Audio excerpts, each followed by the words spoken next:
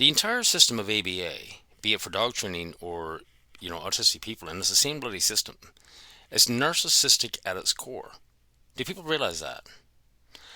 When a narcissist tries to control somebody, they do it through cycles of reward and punishment. Okay? You end up in a trauma bonded relationship with this person. And this is how they seek to control. They're manipulating people with control and management, reward and punishment. That's all applied behavior analysis does. And dog owners, you don't realize when you start using the ABA in your dog, you're actually becoming a narcissist. You're trying to control and manage your dog. And then quite often I see people taking video of themselves, look what I can get my dog to do. So they're standing there with treats, they're getting the dog to sit, they're getting the dog to do this. They're putting up video, and then people are cheering them on. They're getting validation for it. Or they're using an e-collar and a prong. They're doing the same thing. They're controlling and managing their dog. They're trauma bonded to their bloody dog. They're using the system of reward and punishment. They're a narcissist trying to control and manage their dog.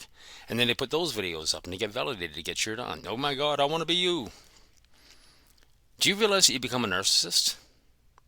Parents do the same thing, and it's unwittingly. And this is not about blame. It's not about, I'm not trying to punish you for doing it. Most people have no idea what they're doing.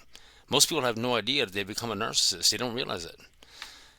But parents with narcissistic children, if you're trying to apply ABA, it's the same thing. It's a system of manipulation, using reward and punishment, and that's exactly what you're doing to your child. So a lot of these kids are growing up as they're products of their environment. They're products of a narcissistic relationship with their parent. That's the reality, or a psychologist, or whatever have you, because they're all doing the same thing. These children are being abused, they're being trauma bonded, they're being traumatized, and then they're growing up to have all these social issues. Well, what is the cause of the social issues? Is it the autism, or is it the fucking abuse they've been going through, all the ABA? The product of the narcissistic environment. People need to step back and think about what they're doing. Applied behavior analysis, there's no psychology to it. This is the reason why you hear dog trainers call it our science. There's a reason why Zach George calls it scientific consensus. That is applied behavior analysis, scientific consensus. If there was any science to it, they would just call it science. What is a consensus? If you can get enough birds together that are willing to share the same sound, there's your consensus. It doesn't mean it's right. You see, all applied behavior analysis focuses on is the objective. You look at something objectively. If you look at a dog objectively, all you see is behaviors.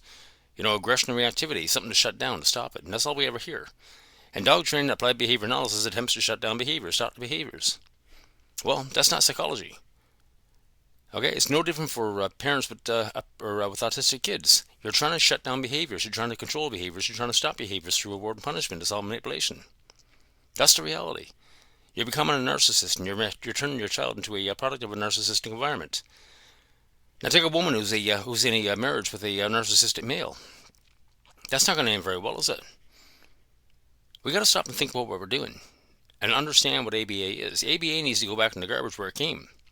And I can prove, it's so easy to prove that it came from Conrad Most book, Training Dogs.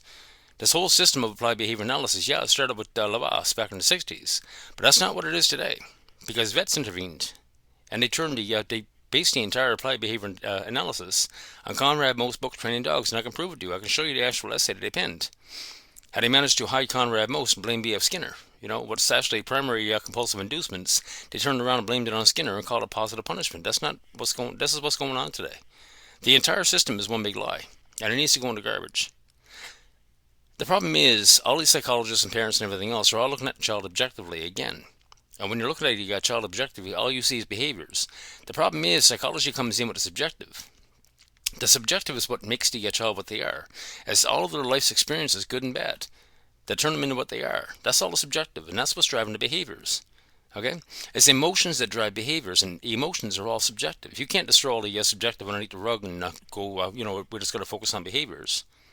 And that's the very problem. But in order to understand the subjective, you really need to get into psychology, and this is where B.F. Skinner comes into place. B.F. Skinner had nothing to do with applied behavior analysis. They blamed him for it. Okay? So when you go back to the 1960s, what they ended up doing, they baked the cake with Edward Thorndike and his methodological behaviorism. Then in the 80s and 90s, dog trainers turned around and iced that cake with Conrad Most. Then they signed Skinner's name to it. So they can actually grab the behaviors label. I dare you, go out and ask your parents. If you're on a spectrum, go out and ask your parents, go out and ask your psychologist, go out and ask your dog trainer to define the word behavior. They won't be able to. They can't. Because once you define the word behavior and understand what a behavior truly is, it is driven by emotions, applied behavior analysis goes right in the garbage. Have a good day. I'll get more into it.